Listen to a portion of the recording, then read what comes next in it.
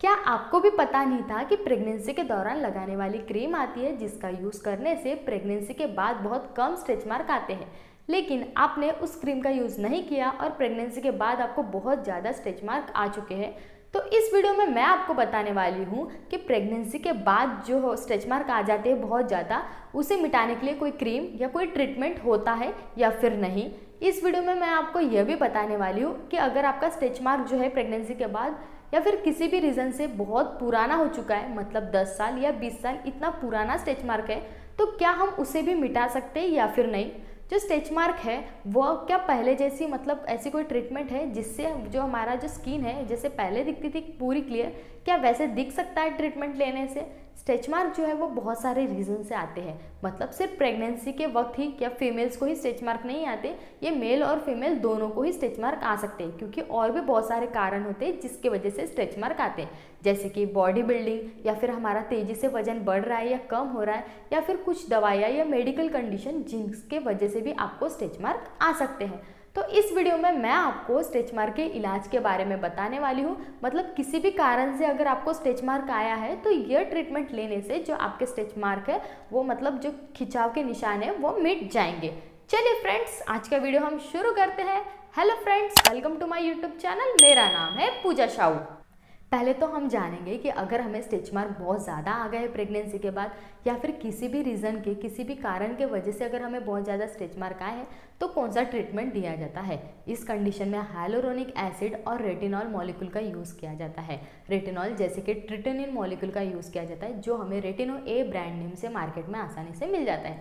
लेकिन यह दवा का यूज़ प्रेगनेंसी के वक्त नहीं किया जाता है। प्रेगनेंसी के दौरान यूज़ करने के लिए कोई दूसरी क्रीम आती है जो सेफ़ होती है और आप यूज़ कर सकते हो। उस पर वीडियो मैं पहले ही बना चुकी हूँ, आप जाकर देख सकते हो। ये जो दोनों ही दवा है, ट्रिटिनिन और जो रेटिनॉल है, वो दोनों ही स्ट्रेच मार्क को तो कम करती है, लेकिन दोनों ही दवा का काम करने का जो तरीका है वो डिफरेंट है, मतलब दोनों ही दवा जो है अलग अलग तरीके से काम करती है। तो ये जब बहुत ज़्यादा इंपॉर्टेंट है, हमें पता रहना चाहिए कि किस कंडीशन में हमें हाइलुरोनिक एसिड का यूज़ करना है और किस कंडीशन में हमें रेटिनॉल मॉलिक्यूल का यूज़ करना है। जो हाइलुरोनिक एसिड है वो एक ह्यूमेक्टेंट है, मतलब हमारे स्किन को हाइड्रेट रखने का काम करती है, जिससे स्ट्रेच मार्क के निशान है वो कम दिखाई देते हैं। और जो रेटिनॉल है वो क्या करता है, जो कोलाजन और इलास्टिन फाइबर है उसे बनने में मदद करता है, मतलब दोनों ही अलग अलग तरीके से काम करता है। तो ये बहुत ज़्यादा इंपॉर्टेंट है कि किस कंडीशन में यूज़ करना है। कि अगर आपकी स्किन बहुत ज़्यादा ड्राई है और स्टार्टिंग स्टेज है, मतलब आपकी शुरुआत हो रही है स्ट्रेच मार्क आने की, तो उस कंडीशन में अगर आप हाइलुरोनिक एसिड का यूज़ करते हो तो आपको बहुत अच्छा रिजल्ट देखने को मिलेगा। लेकिन अगर आपकी स्किन बहुत ज़्यादा ऑयली है तो उस कंडीशन में आपको रेटिनॉल मॉलिक्यूल का ही यूज़ करना है। या फिर अगर आपको जो स्ट्रेच मार्क है वो बहुत ज़्यादा पुराना हो चुका है और बहुत ज़्यादा स्ट्रेच मार्क है, तो उस कंडीशन में अगर आप हाइलुरोनिक एसिड का यूज़ करोगे तो आपको रिजल्ट देखने को नहीं मिलेगा। उस कंडीशन में, मतलब पुराना है और बहुत ज़्यादा है, तो उस कंडीशन में रेटिनॉल मॉलिक्यूल का ही यूज़ करना चाहिए, उससे ही आपको बहुत अच्छा रिजल्ट देखने को मिलेगा। अगर आपको बहुत ज़्यादा पुराना स्ट्रेच मार्क है या फिर आपको बहुत ज़्यादा स्ट्रेच मार्क आए हुए हैं और आपकी जो स्किन है रूखी है, तो उस कंडीशन में हाइलुरोनिक एसिड और रेटिनॉल दोनों ही दवा का यूज़ किया जाता है।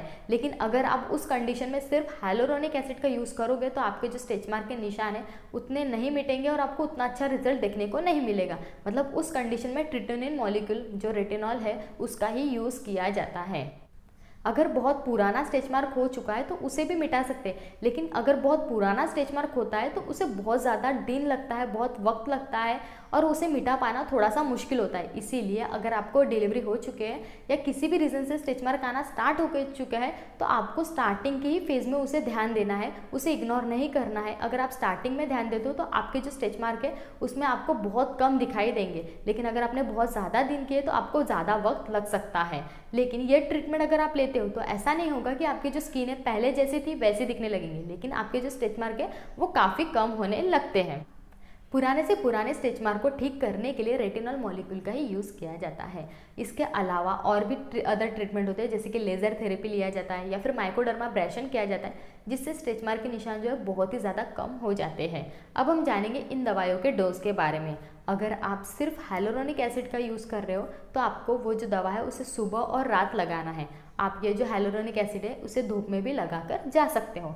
ये जो दवा है उसे कंटिन्यू 2 से 3 महीने के लिए यूज़ आपको करना है। अब हम जानेंगे कि अगर आप रेटिनॉल मॉलिक्यूल का यूज़ कर रहे हो तो उसका डोज क्या होगा और आपको कितने दिनों तक के लगाना है। अगर आप रेटिनॉल मॉलिक्यूल का यूज़ कर रहे हो तो आपको कुछ बातें ध्यान रखना बहुत ही ज़्यादा इंपॉर्टेंट होता है।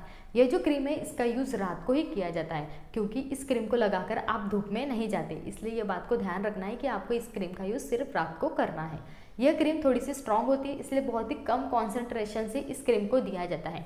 जैसे कि अगर आपके स्टार्टिंग है तो 0.25% या फिर 0.1% से इस क्रीम को स्टार्ट किया जाता है।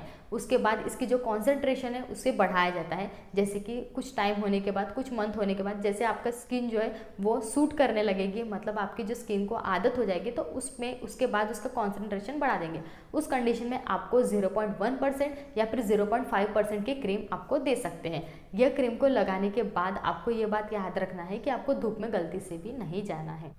इस क्रीम का यूज़ आपको कटे हुई जगह पे नहीं करना है। इस क्रीम को लगाने से पहले आपकी जो स्किन है उसे अच्छी तरीके से ड्राई कर लेना है। अगर आपने वॉश किया है तो उसके बाद ही इस क्रीम को लगाना है।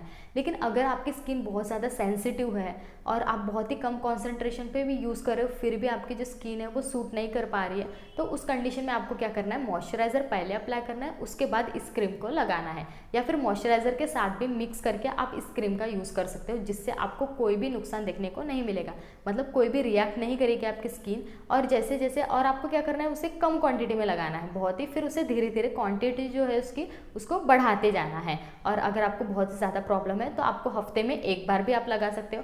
फिर जैसे जैसे आपकी बॉडी को हैबिट होने लगेंगी, मतलब आपकी स्किन को सूट होने लगेगा, तो आप 2 दिन में, फिर 1 दिन में ऐसे रेगुलर भी लगा सकते हो। लेकिन स्टार्टिंग में इसे कम और बहुत ही कम क्वांटिटी के लिए, कम टाइम के लिए ऐसे यूज़ किया जाता है। फिर उसके कॉन्सेंट्रेशन को भी बढ़ाया जाता है, टाइमिंग को भी बढ़ाया जाता है, और इसके दिन को भी मतलब रेगुलर यूज़ भी कर दिया जाता है।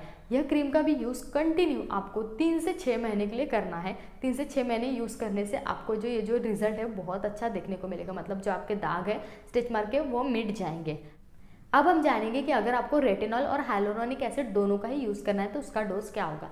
अगर आपको दोनों ही मॉलिक्यूल का यूज़ करना है तो हाइलुरोनिक जो एसिड है उसे मॉर्निंग में अप्लाई करना है, मतलब सुबह आपको लगाना है, और जो रेटिनॉल क्रीम है उसे आपको रात को लगाना है। यह भी आपको कंटिन्यू 3 से 6 महीने या फिर कुछ कंडीशन में 8 महीने का भी वक्त लग सकता है। यह ट्रीटमेंट लेने से लेकिन आपके जो स्टिच मार्क के निशान हैं वो काफ़ी ज़्यादा कम हो जाएंगे। ऐसा नहीं बोल सकते कि पूरी तरीके से मिट जाएंगे, ये जो ट्रीटमेंट लेने से मतलब जितना आपको पहले दिखाई दे रहा है उससे काफ़ी ज़्यादा कम हो जाएगा। फ्रेंड्स, अगर ये वीडियो इन्फॉर्मेटिव लगी हो तो please like, share and subscribe कीजिएगा। Thank you so much friend, मिलते हैं नेक्स्ट वीडियो में।